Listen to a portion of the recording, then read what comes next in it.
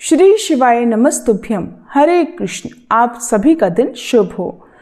प्रिय श्रोताओं, आज शिव पुराण की कथा का 7वां दिन है। जैसे जैसे हम इस अमृत कथा में आगे बढ़ रहे हैं, वैसे वैसे शिव जी का स्वरूप हमारे भीतर उतरता जा रहा है। कल की कथा ने जहाँ भावनाओं को गहराई दी, वहीं आज की कथा हमें नई दृष्टि प्रदान करेगी। हर दिन की कथा एक नया दीपक है जो हमारे भीतर के अंधकार को मिटा रही है। कृपया इस क्रम को ना टूटने दें और शिव तत्व को आत्मा में उतारने के लिए पूरी श्रद्धा से इस यात्रा में साथ बने रहें। और आज के अध्याय से पहले हम सभी प्रार्थना करें। हे नाथ, आप सदा हमारे भीतर रहते हैं, पर हम ही आपको भूल जाते हैं।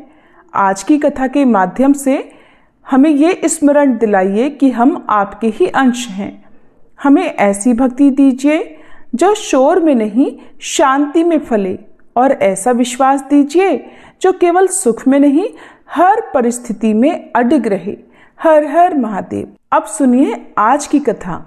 श्री ब्रह्मा जी कहते हैं, हे नारद, तदंतर मैं हिमालय के कैलाश शिखर पर रहने वाले परमेश्वर महादेव शिव को लाने के लिए प्रसन्नता पूर्वक उनके पास गया और उनसे इस प्रकार बोला, हे वृषभध्वज, सती के लिए मेरे पुत्र दक्ष ने जो बात कही है उसे सुनिए, और जिस कार्य को वे अपने लिए असाध्य मानते थे उसे सिद्ध हुआ ही समझिए। दक्ष ने कहा है कि मैं अपनी पुत्री भगवान शिव के हाथों में ही दूंगा, क्योंकि उन्हीं के लिए ये कन्या उत्पन्न हुई है। शिव के साथ सती का विवाह हो, ये कार्य तो मुझे स्वतः ही अभीष्ट है। फिर आपके भी कहने से इसका तो महत्व और अधिक बढ़ गया। मेरी पुत्री ने स्वयं इसी उद्देश्य से भगवान शिव की आराधना की है, और इस समय शिव जी भी मुझसे इसी के विषय में अन्वेषण अर्थात पूछताछ कर रहे हैं। इसलिए मुझे अपनी कन्या अवश्य ही भगवान शिव के हाथों में देनी है। विधातः वे भगवान शंकर शुभ लग्न और शुभ मुहूर्त में यहाँ पधारे, उस समय मैं उन्हें शिक्षा के तौर पर अपनी ये पुत्री दे दूंगा। हे वृषभध्वज, मुझसे दक्ष ने ऐसी बात कही है, अतः आप शुभ मुहूर्त में उनके घर चलिए और सती को ले आइए। मुने मेरी ये बात सुनकर भक्त वत्सल रुद्र लौकिक गति का आश्रय लेकर हंसते हुए मुझसे कहने लगे, संसार की सृष्टि करने वाले ब्रह्मा जी, मैं तुम्हारे और नारद के साथ ही दक्ष के घर चलूंगा, अतः नारद का स्मरण करो। अपने मरीचि आदि मानस पुत्रों को भी बुला लो। विधे, मैं उन सब के साथ दक्ष के निवास स्थान पर चलूंगा और मेरे पार्षद भी मेरे साथ रहेंगे। नारद, लोकाचार के निर्वाह में लगे हुए भगवान शिव के इस प्रकार आज्ञा देने पर मैंने तुम्हारा और मरीचि आदि पुत्रों का भी स्मरण किया। मेरे याद करते ही तुम्हारे साथ मेरे सभी मानस पुत्र मन में आदर की भावना लिए शीघ्र ही वहां पहुंच गए। उस समय तुम सभी लोग हर्ष से उत्फुल्ल हो रहे थे। फिर रुद्र के स्मरण करने पर शिव भक्तों के सम्राट भगवान विष्णु भी अपने सैनिकों तथा कमला देवी के साथ गरुड़ पर आरूढ़ होकर तुरंत वहां आ गए। तदंतर चैत्र मास के शुक्ल पक्ष की त्रयोदशी तिथि में रविवार की पूर्वा फाल्गुनी नक्षत्र में मुझ ब्रह्मा और विष्णु आदि समस्त देवताओं के साथ महेश्वर ने विवाह के लिए यात्रा की। मार्ग में उन देवताओं और ऋषियों के साथ यात्रा करते हुए भगवान शंकर बड़ी शोभा पा रहे थे। वहां जाते हुए देवताओं, मुनियों तथा आनंद मग्न मन वाले प्रमथ गणों का रास्ते में बड़ा भारी उत्सव हो रहा था। भगवान शिव की इच्छा से वृषभ, व्याघ्र और सर्प, जटा और चंद्रकला आदि सब के सब उनके लिए यथायोग्य आभूषण बन गए। तदंतर वेग से चलने वाले बलवान बलिवर्द नंदिकेश्वर पर आरूढ़ हुए महादेव जी श्री विष्णु आदि देवताओं को अपने साथ लिए क्षण भर में प्रसन्नता पूर्वक दक्ष के घर जा पहुंचे। वहां विनीत चित्त वाले प्रजापति दक्ष ने समस्त आत्मी जनों के साथ भगवान शिव का आदर सत्कार किया। उस समय उनके समस्त अंगों में हर्ष जनित रोमांच हो आया था। स्वयं दक्ष ने अपने द्वार पर आए हुए समस्त देवताओं का सत्कार किया। वे सब लोग सुरश्रेष्ठ शिव को बिठाकर उनके पार्श्व भाग में स्वयं भी मुनियों के साथ क्रमशः बैठ गए। इसके बाद दक्ष ने मुनियों सहित समस्त देवताओं की परिक्रमा की और उन सब के साथ भगवान शिव को घर के भीतर ले आए। उस समय दक्ष के मन में बड़ी प्रसन्नता थी। उन्होंने सर्वेश्वर शिव को उत्तम आसन देकर स्वयं ही विधि पूर्वक उनका पूजन किया। तत्पश्चात श्री विष्णु का, मेरा, ब्राह्मणों का, देवताओं का और समस्त शिवगणों का भी यथोचित विधि से उत्तम भक्ति भाव के साथ पूजन किया। इस तरह पूजनीय पुरुषों तथा अन्य लोगों सहित उन सबका यथोचित आदर सत्कार करके दक्ष ने मेरे मानस पुत्र मरीचि आदि मुनियों के साथ आवश्यक सलाह की। इसके बाद मेरे पुत्र दक्ष ने मुझ पिता से मेरे चरणों में प्रणाम करके प्रसन्नता पूर्वक कहा कि हे प्रभु, आप ही इस वैवाहिक कार्य को संपन्न कराइए। तब मैं भी हर्ष भरे हृदय से बहुत अच्छा कहकर उठा और वह सारा कार्य कराने लगा। तदंतर ग्रहों के बल से युक्त शुभ लग्न और मुहूर्त में दक्ष ने हर्षपूर्वक अपनी पुत्री सती का हाथ भगवान शंकर के हाथों में दे दिया। उस समय हर्ष से भरे हुए भगवान वृषभध्वज ने भी वैवाहिक विधि से सुंदर दक्ष कन्या का पाणी ग्रहण किया। फिर मैंने, श्री हरि ने, तुम तथा अन्य मुनियों ने, देवताओं और प्रमथ गणों ने भगवान शिव को प्रणाम किया और सब ने नाना प्रकार की स्तुतियों द्वारा उन्हें संतुष्ट किया। उस समय नाच गान के साथ महान उत्सव मनाया गया। समस्त देवताओं और मुनियों को बड़ा आनंद प्राप्त हुआ। भगवान शिव के लिए कन्यादान करके मेरे पुत्र दक्ष कृतार्थ हो गए। शिवा और शिव प्रसन्न हुए तथा सारा संसार मंगल का निकेतन बन गया। श्री ब्रह्मा जी कहते हैं कि हे नारद, कन्यादान करके दक्ष ने भगवान शंकर को नाना प्रकार की वस्तुएं उपहार में दी। ये सब करके वे बड़े प्रसन्न हुए। फिर उन्होंने ब्राह्मणों को भी नाना प्रकार के धन बांटे। तत्पश्चात लक्ष्मी सहित भगवान विष्णु शंभु के पास आकर हाथ जोड़कर खड़े हो गए और इस प्रकार कहने लगे कि देवाधिदेव महादेव, हे दया के सागर प्रभो, हे तात, आप संपूर्ण जगत के पिता हैं और सती देवी सबकी माता हैं। आप दोनों सत्पुरुषों के कल्याण तथा दुष्टों के दमन के लिए सदा लीला पूर्वक अवतार ग्रहण करते हैं। ये सनातन श्रुति का कथन है। आप चिकने नीलांजन के समान शोभा वाली सती के साथ जिस प्रकार शोभा पा रहे हैं, मैं उससे उल्टे लक्ष्मी जी के साथ शोभा पा रहा हूँ। अर्थात सती नीलवर्णा तथा आप गौरवर्ण हैं, उससे उल्टे मैं नीलवर्ण तथा लक्ष्मी गौरवर्णा है। हे नारद, इस प्रकार मैं देवी सती के पास आकर ग्रह सूत्रोक्त विधि से विस्तार पूर्वक सारा अग्नि कार्य कराने लगा। मुझ आचार्य तथा ब्राह्मणों की आज्ञा से शिवा और शिव ने बड़े हर्ष के साथ विधि पूर्वक अग्नि की परिक्रमा की। उस समय वहां बड़ा अद्भुत उत्सव सजाया गया। गाजे बाजे और नृत्य के साथ होने वाला वह उत्सव सबको बड़ा सुखद जान पड़ा। इसके बाद भगवान विष्णु बोले कि हे सदाशिव, मैं आपकी आज्ञा से यहाँ शिव तत्व का वर्णन करता हूँ। समस्त देवता तथा दूसरे दूसरे मुनि अपने मन को एकाग्र करके इस विषय को सुने। हे भगवान, आप प्रधान और अप्रधान अर्थात प्रकृति और उससे अतीत हैं। आपके अनेक भाग हैं, फिर भी आप भाग रहित हैं। ज्योतिर्मय स्वरूप वाले आप परमेश्वर के ही हम तीनों देवता अंश हैं। आप कौन, मैं कौन और ब्रह्मा कौन है?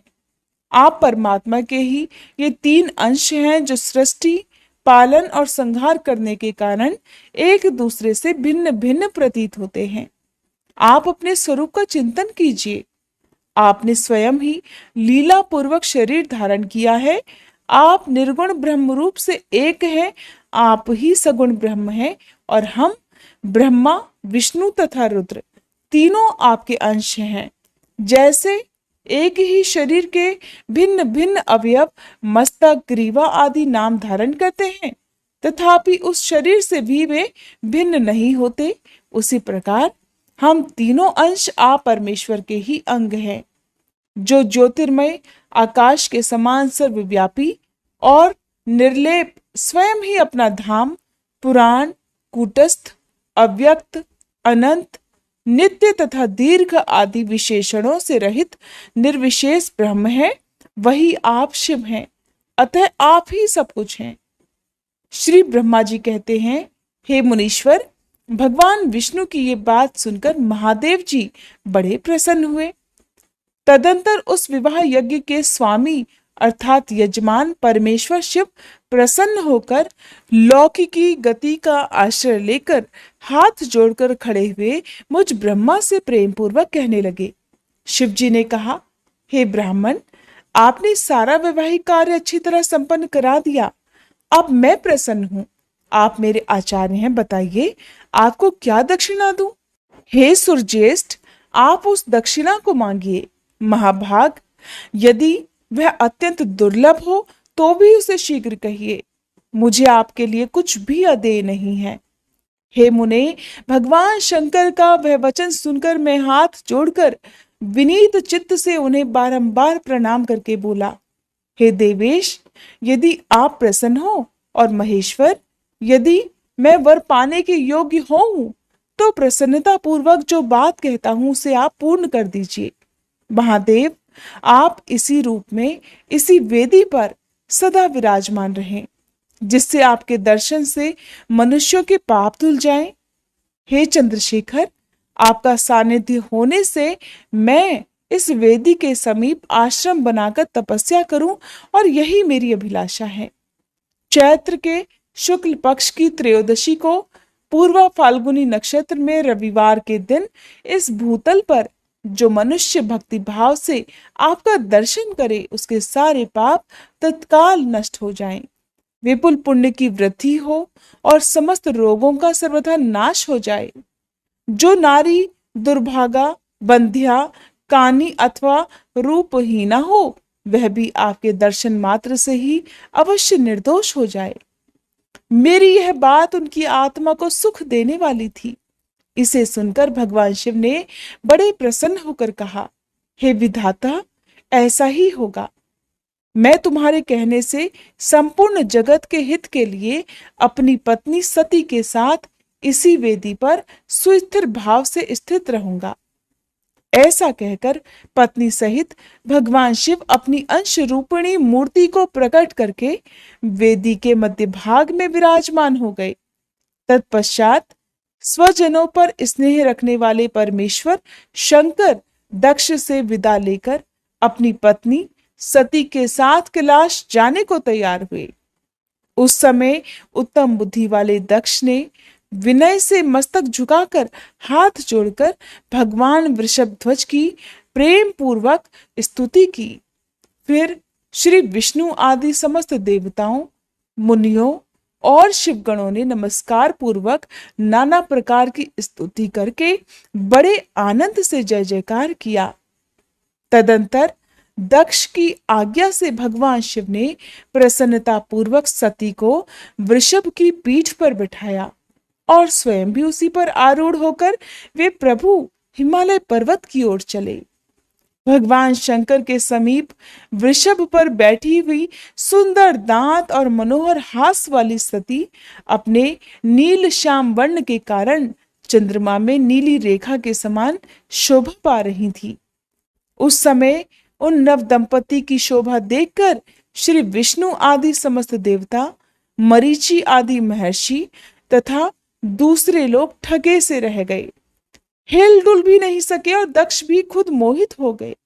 तत्पश्चात कोई बाजे बजाने लगे और दूसरे लोग मधुर स्वर से गीत गाने लगे। कितने ही लोग प्रसन्नता पूर्वक शिव जी के कल्याणमय उज्जवल यश का गान करते हुए उनके पीछे पीछे चलने लगे। भगवान शंकर ने बीच रास्ते से दक्ष को प्रसन्नता पूर्वक वापस लौटा दिया और स्वयं प्रेमाकुल होकर प्रमथ गणों के साथ अपने धाम को जा पहुंचे।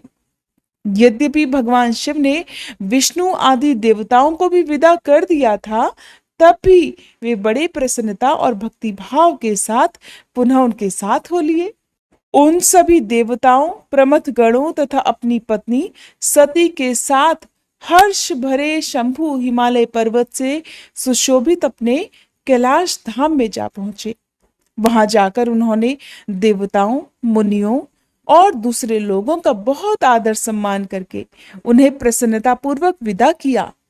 शंभु की आज्ञा लेकर वे विष्णु आदि सभी देवता तथा मुनि नमस्कार और स्तुति करके मुख पर प्रसन्नता की छाप लिए अपने अपने धाम को चले गए।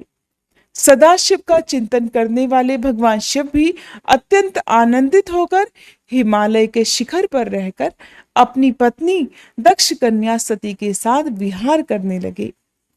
श्री सूत जी कहते हैं, हे मुनियों, पूर्व काल में स्वयंभू मनु मनवंतर में भगवान शंकर और सती का जिस प्रकार विवाह हुआ वह सारा प्रसंग मैंने तुमसे कह दिया।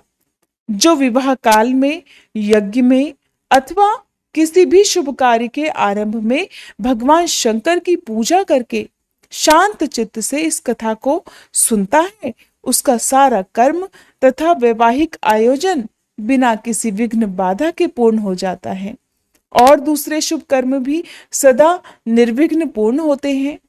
इस शुभ उपाख्यान को प्रेम पूर्वक सुनकर विवाहित होने वाली कन्या भी सुख, सौभाग्य, सुशीलता और सदाचार आदि सद्गुणों से संपन्न साध्वी स्त्री तथा पुत्रवती हो जाती है। कैलाश तथा हिमालय पर्वत पर भगवान श्री शिव और देवी सती के विविध विहारों का विस्तार पूर्वक वर्णन करने के पश्चात श्री ब्रह्मा जी ने कहा, हे मुने, एक दिन की बात है, देवी सती एकांत में भगवान शंकर से मिली और उन्हें भक्ति पूर्वक प्रणाम करके दोनों हाथ जोड़कर खड़ी हो गई। प्रभु शंकर को पूर्ण प्रसन्न जान नमस्कार करके विनीत भाव से खड़ी हुई दक्ष कुमारी सती भक्त भाव से अंजलि बांधकर बोली। देवी सती ने कहा, हे देवाधिदेव महादेव, हे करुणा सागर, प्रभु दीनोद्धार परायण, हे महायोगिन, मुझ पर कृपा कीजिए। आप परम पुरुष हैं, सबके स्वामी हैं, रजोगुण, सत्वगुण और तमोगुण से परे हैं, निर्गुण भी हैं और सगुण भी हैं, सबके साक्षी, निर्विकार और महाप्रभु हैं। हे हर, मैं धन्य हूँ जो आपकी कामिनी और आपके साथ सुंदर विहार करने वाली आपकी प्रिया हुई। हे स्वामिन, आप अपनी भक्त वत्सलता से ही प्रेरित होकर मेरे पति हुए हैं।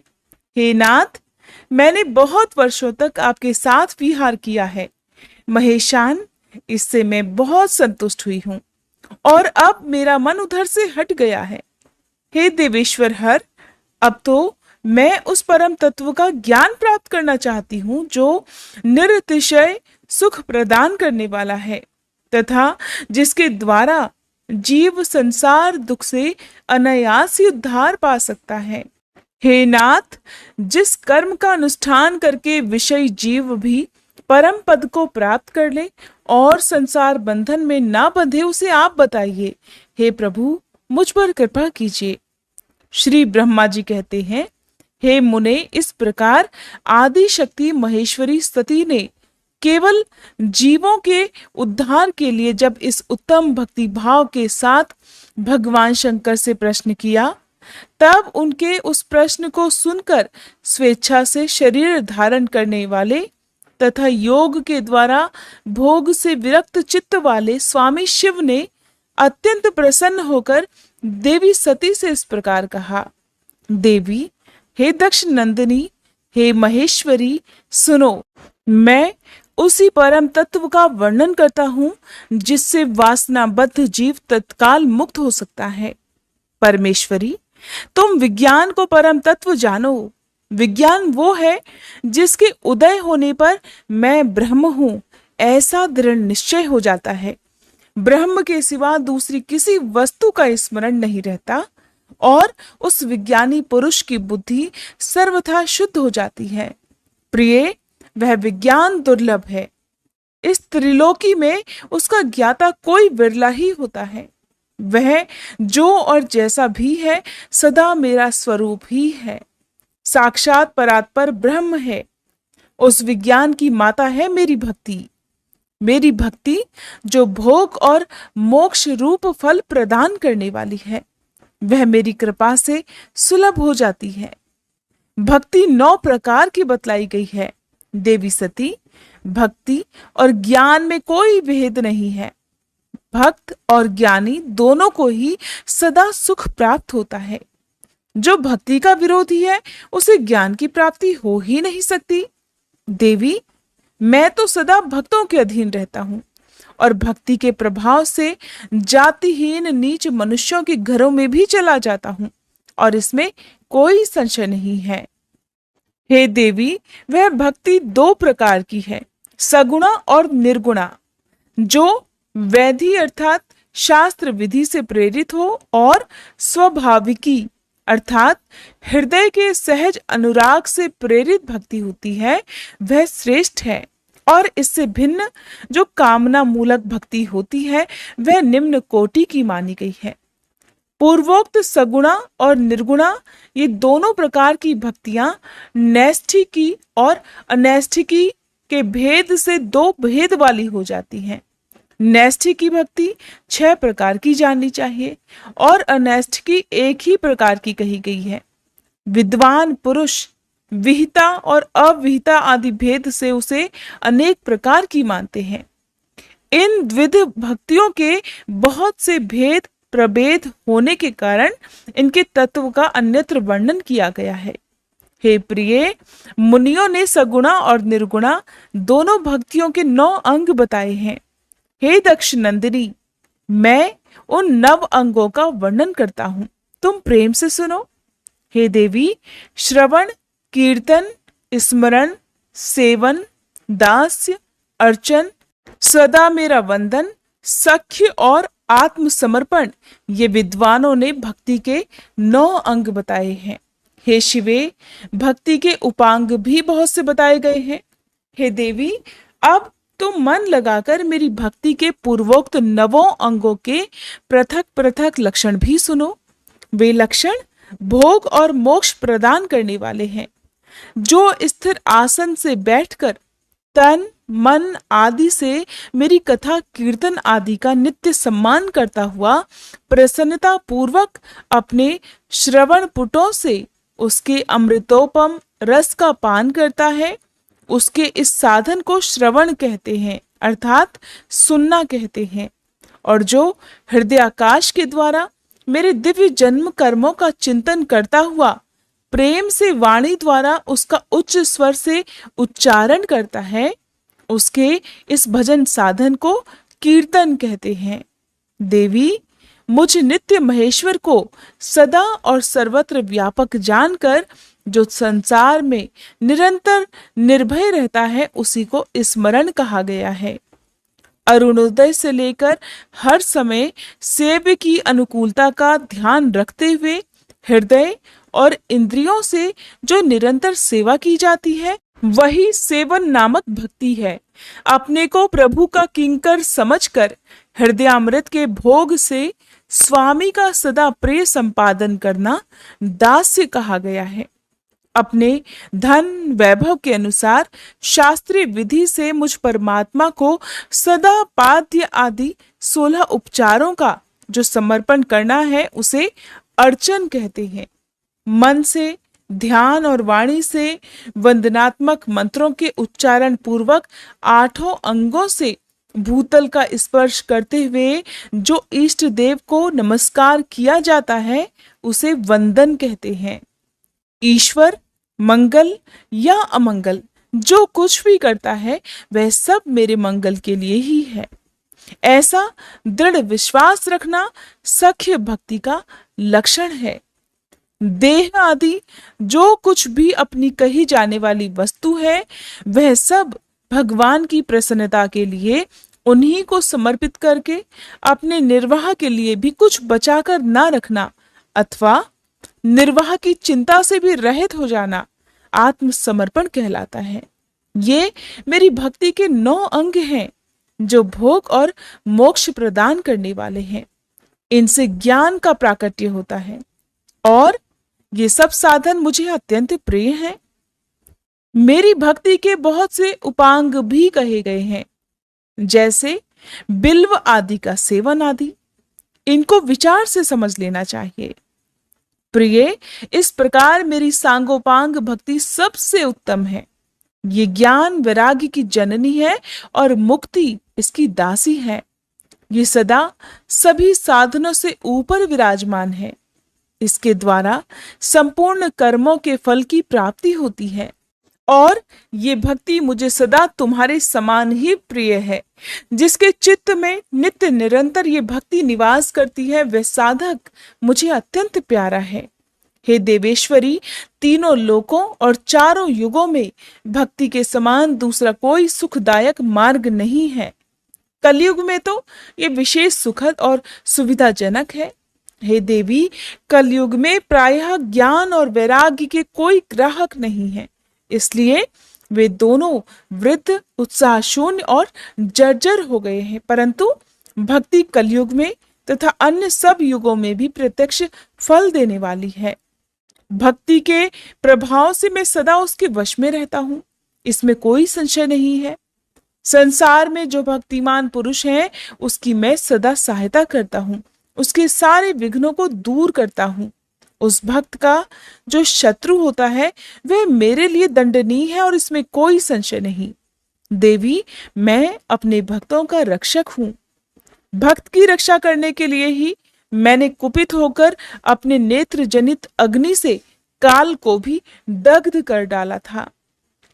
प्रिय, भक्त के लिए मैं पूर्व काल में सूर्य पर भी अत्यंत क्रुद्ध हो उठा था और शूल लेकर मैंने उन्हें मार भगाया था।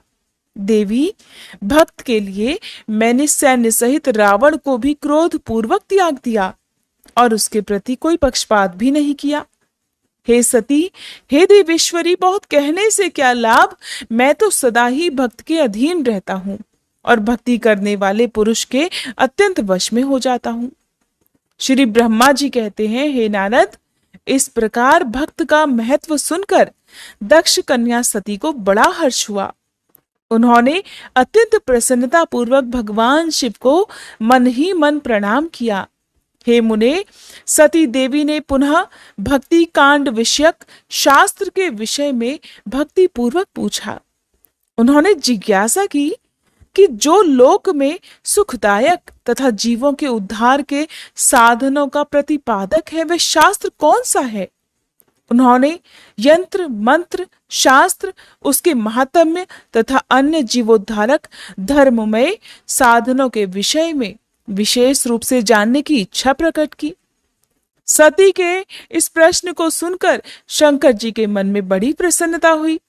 उन्होंने जीवों के उद्धार के लिए सभी शास्त्रों का प्रेम पूर्वक वर्णन किया। महेश्वर ने पांचों अंगों सहित तंत्र शास्त्र, यंत्र शास्त्र तथा भिन्न भिन्न देवेश्वरों की महिमा का वर्णन किया। हे मुनीश्वर, इतिहास कथा सहित उन देवताओं के भक्तों की महिमा का, वर्णाश्रम धर्मों का और राज धर्मों का भी निरूपण किया। पुत्र और स्त्री के धर्म की महिमा का, कभी नष्ट न होने वाले वर्णाश्रम धर्म का और जीवों को सुख देने वाले वैदिक शास्त्र तथा ज्योतिष शास्त्र का भी वर्णन किया। महेश्वर ने कृपा करके उत्तम सामुद्रिक शास्त्र का तथा और भी बहुत से शास्त्रों का तत्वतः वर्णन किया। इस प्रकार लोकोपकार करने के लिए सद्गुण संपन्न शरीर धारण करने वाले त्रिलोक सुखदायक और सर्वज्ञ सती शिव हिमालय के कैलाश शिखर पर तथा अन्य स्थानों में नाना प्रकार की लीलाएं करते थे। वे दोनों दंपति साक्षात पर ब्रह्म स्वरूप हैं। देवर्षि नारद बोले, हे ब्राह्मण, हे विधे, हे प्रजनात, हे महाप्राज्ञ दयानिधे, आपने भगवान शंकर और देवी सती के मंगलकारी सुयश का श्रवण कराया है। अब इस समय पुनः प्रेम पूर्वक उनके उत्तम यश का वर्णन भी कीजिए। उन शिव दंपति ने वहां रहकर कौन सा चरित्र किया था। तब श्री ब्रह्मा जी कहने लगे, हे मुने, तुम मुझसे सती और शिवजी के चरित्र का प्रेम से श्रवण करो। वे दोनों दंपति वहां लौकिकी गति का आश्रय लेकर नित्य निरंतर क्रीड़ा किया करते थे। तदंतर महादेवी सती को अपने पति शंकर का वियोग प्राप्त हुआ, ऐसा कुछ श्रेष्ठ बुद्धिमान वाले विद्वानों का कथन है। परंतु हे मुने, वास्तव में उन दोनों का परस्पर वियोग कैसे हो सकता है? क्योंकि वे दोनों वाणी और अर्थ के समान एक दूसरे से सदा मिले जुले हैं, शक्ति और शक्तिमान हैं तथा चित स्वरूप हैं। फिर भी उनमें लीला विषयक रुचि होने के कारण वह सब कुछ संगठित हो सकता है। सती और शिव यद्यपि ईश्वर हैं, तब भी लौकिक रीति का अनुसरण करके वे जो लीलाएं करते हैं वे सब संभव हैं। दक्ष कन्या सती ने जब देखा कि मेरे पति ने मुझे त्याग दिया है, तब वे अपने पिता दक्ष के यज्ञ में गई और वहां भगवान शंकर का अनादर देखकर उन्होंने अपने शरीर को त्याग दिया। वे ही सती पुनः हिमालय के घर पार्वती के नाम से प्रकट हुई और बड़ी भारी तपस्या करके उन्होंने विवाह के द्वारा पुनः भगवान शिव को प्राप्त कर लिया। श्री सूत जी कहते हैं, हे महर्षियों, ब्रह्मा जी की ये बात सुनकर नारद जी ने विधाता से शिवा और शिव के महान यश के विषय में इस प्रकार पूछा। देवर्षि नारद बोले, हे महाभाग विष्णु शिष्य, हे विधाता, आप मुझे शिवा और शिव के भाव तथा आचार से संबंध रखने वाले उनके चरित्र को विस्तार पूर्वक सुनाइए। हे तात, भगवान शंकर ने अपने प्राणों से भी प्यारी धर्म पत्नी सती का किस लिए त्याग किया? ये घटना तो मुझे बड़ी विचित्र जान पड़ती है, अतः इसे आप अवश्य कहिए। हे विधाता, आपके पुत्र दक्ष के यज्ञ में भगवान शिव का अनादर कैसे हुआ और वहां पिता के यज्ञ में जाकर देवी सती ने अपने शरीर का त्याग किस प्रकार किया? उसके बाद वहां क्या हुआ? भगवान महेश्वर ने क्या किया? ये सब बातें मुझसे कहिए। इन्हें सुनने के लिए मेरे मन में बड़ी श्रद्धा है।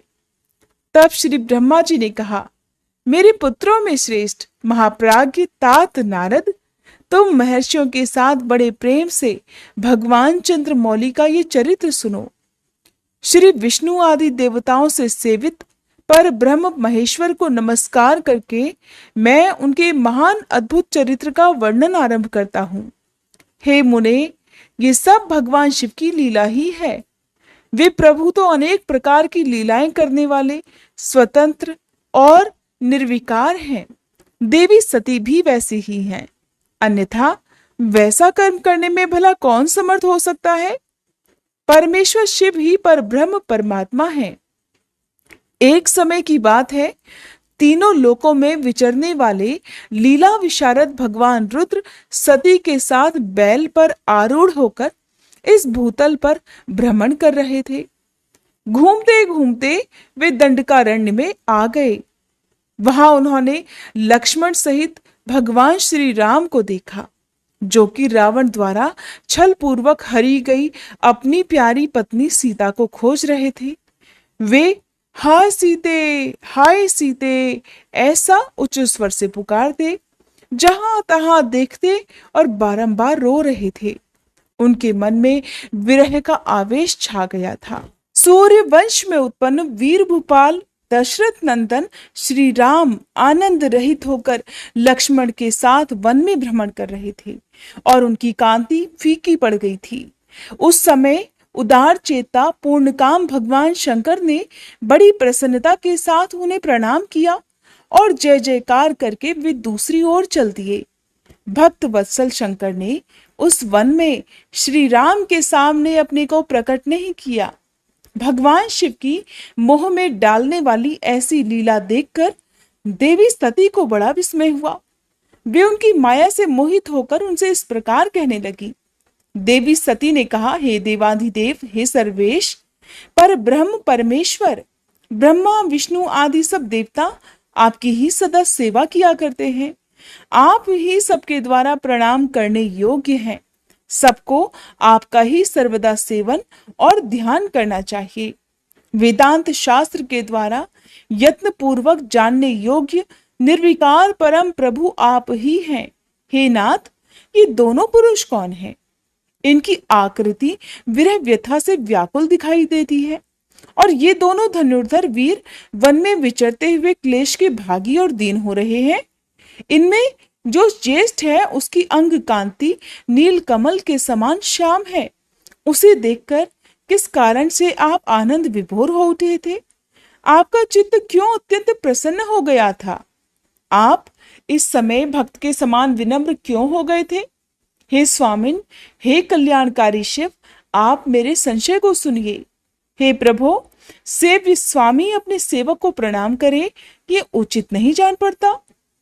तब ब्रह्मा जी कहते हैं, हे नारद, कल्याणमयी परमेश्वरी आदिशक्ति देवी सती ने शिव जी की माया के वशीभूत होकर जब भगवान शिव से इस प्रकार प्रश्न किया, तब सती जी की वह बात सुनकर लीला विशारद परमेश्वर शंकर हंसकर उनसे इस प्रकार कहने लगे, देवी सुनो, मैं प्रसन्नता पूर्वक यथार्थ बात कहता हूं, इसमें छल नहीं है। वरदान के प्रभाव से ही मैंने इन्हें आदर पूर्वक प्रणाम किया है।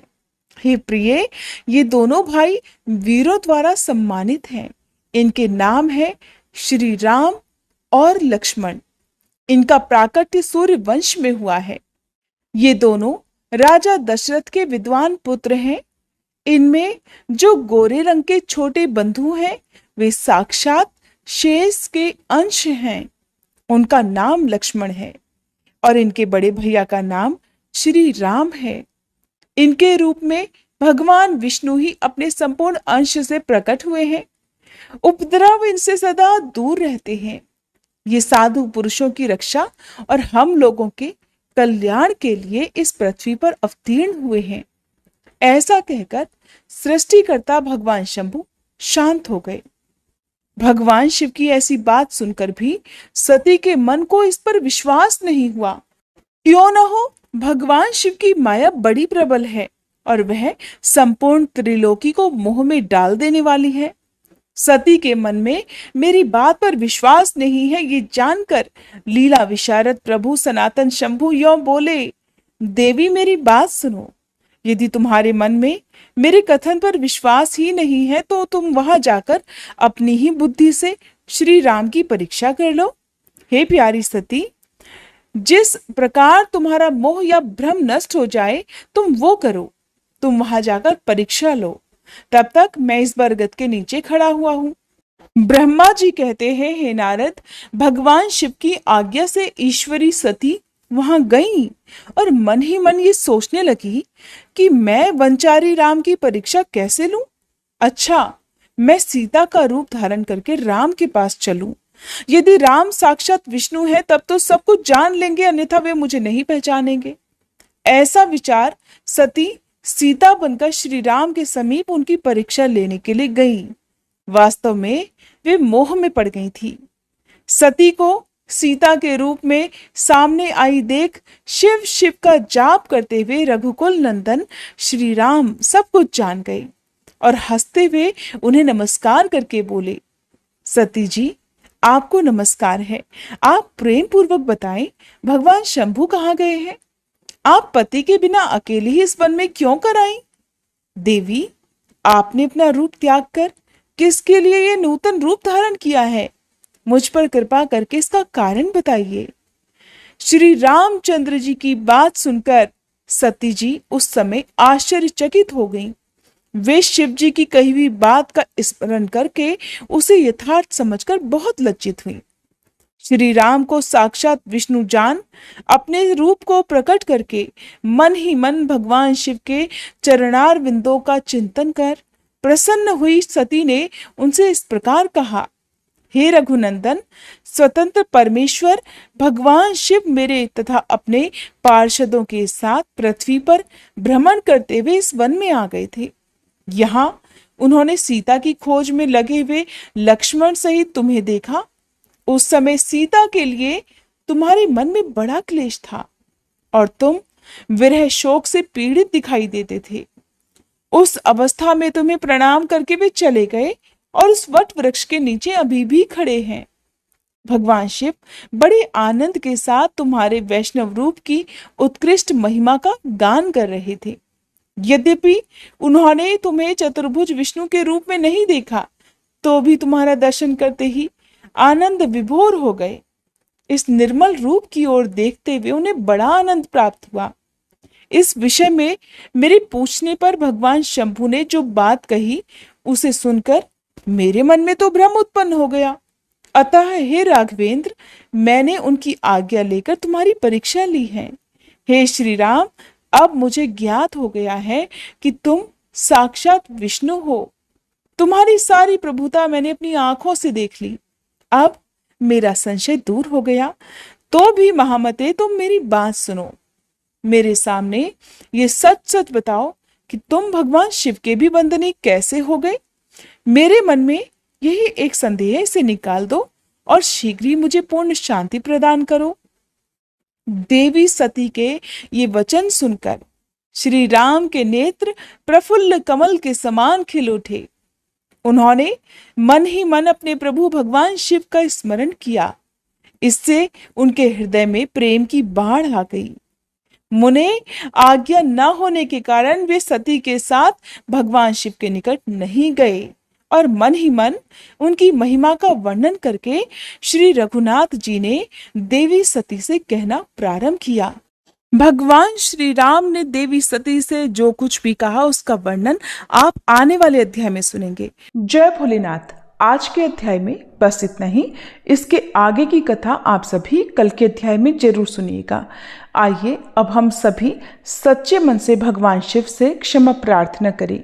हे भोलेनाथ, अगर इस कथा के श्रवण, वाचन या स्मरण के दौरान हमारे मन, वाणी या कर्म से कोई भी त्रुटि हो गई हो तो हम आपसे हाथ जोड़कर प्रार्थना करते हैं, कृपया हमें क्षमा करें। प्रभु, हमारी समझ सीमित है परंतु श्रद्धा असीम है। अगर किसी पवित्र प्रसंग को हमने अधूरा समझा, अधूरा सुना या फिर किसी दिव्यता को पूरी तरह व्यक्त नहीं कर सके तो ये केवल हमारी अल्प बुद्धि है। उसकी दोषिता हमारी नहीं बल्कि हमारी अवस्था की है। आप तो दयालु हैं, कृपामय हैं, भक्तों के हर अपराध को क्षमा कर देने वाले हैं। हे भोलेनाथ, हमारी इस भक्ति यात्रा को स्वीकार करें और हमारे दोषों को नष्ट करके हमें अपनी शरण में रखें। हे नीलकंठ, इस अध्याय को आपने ही आरंभ करवाया और आप ही इसे पूर्ण करें। आपकी कृपा से हम हर दिन आपकी ओर निकट आते रहें, यही हमारी सबसे बड़ी कामना है। हर हर महादेव।